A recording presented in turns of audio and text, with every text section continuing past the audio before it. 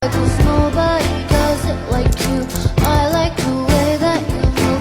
That's why I never go through with leaving you. Everybody's Bayangkan di sebuah desa kecil, seorang penyuluh pertanian baru saja menyelesaikan kegiatannya. Ia sudah menjelaskan cara membuat pupuk organik, berdiskusi dengan para petani, bahkan menutup kegiatannya dengan senyum bangga. Tapi di perjalanan pulang, muncul pertanyaan dalam pikirannya. Apakah yang ia lakukan benar-benar bermanfaat bagi petani? Apakah para peserta memahami dan akan mempraktikkan ilmunya? Pertanyaan sederhana itu membawa kita pada satu hal penting dalam dunia penyuluhan, yaitu evaluasi. Karena tanpa evaluasi, kita tidak pernah tahu apakah penyuluhan yang kita lakukan benar-benar berhasil. Maka dari itu, di video ini, saya akan membahas topik yang sangat penting bagi setiap penyuluh pertanian, yaitu mendesain evaluasi penyuluhan pertanian. Sebelum kita belajar bagaimana cara mendesain evaluasi, kita perlu tahu apa sebenarnya yang dimaksud dengan evaluasi penyuluhan pertanian itu sendiri. Jadi, evaluasi penyuluhan pertanian adalah proses menilai sejauh mana kegiatan penyuluhan mencapai tujuan yang telah direncanakan. Dengan kata lain, evaluasi membantu kita mengetahui apakah penyuluhan sudah berjalan sesuai rencana, apakah petani memahami materi, dan apakah ada perubahan nyata setelah kegiatan berlangsung.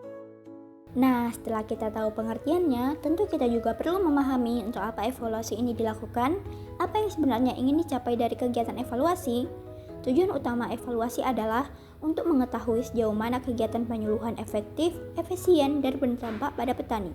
Evaluasi membantu penyuluh melihat apakah metode dan media yang digunakan sudah tepat, apakah waktu dan biaya digunakan secara efisien, dan apakah terjadi peningkatan pengetahuan, sikap, serta keterampilan pada petani. Ternyata evaluasi itu tidak hanya dilakukan di akhir kegiatan saja, ada beberapa evaluasi yang dilakukan di waktu yang berbeda-beda.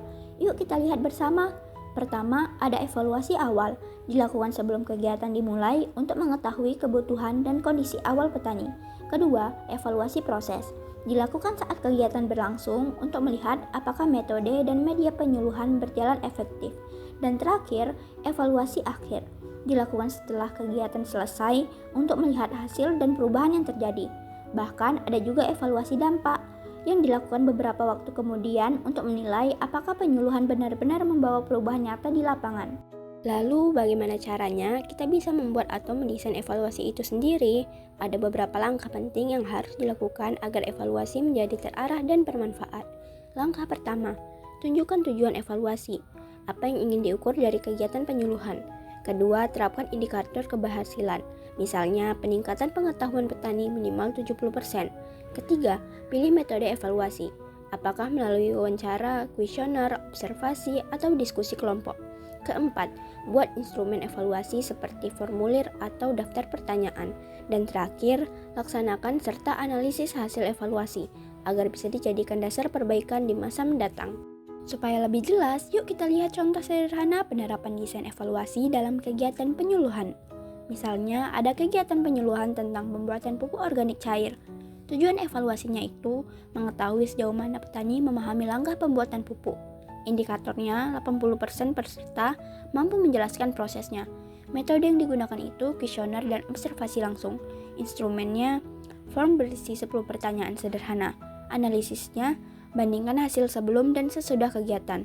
Dari hasil evaluasi itu, penyuluh bisa tahu bagaimana yang perlu diperbaiki agar kegiatan berikutnya lebih efektif. Jadi, evaluasi penyuluhan pertanian bukan sekedar menilai, tapi juga menjadi sarana belajar dan refleksi bagi setiap penyuluh. Melalui evaluasi yang baik, penyuluhan bukan hanya memberi ilmu, tapi juga menumbuhkan perubahan dan meningkatkan kesejahteraan petani. Terima kasih sudah menonton, semoga bermanfaat.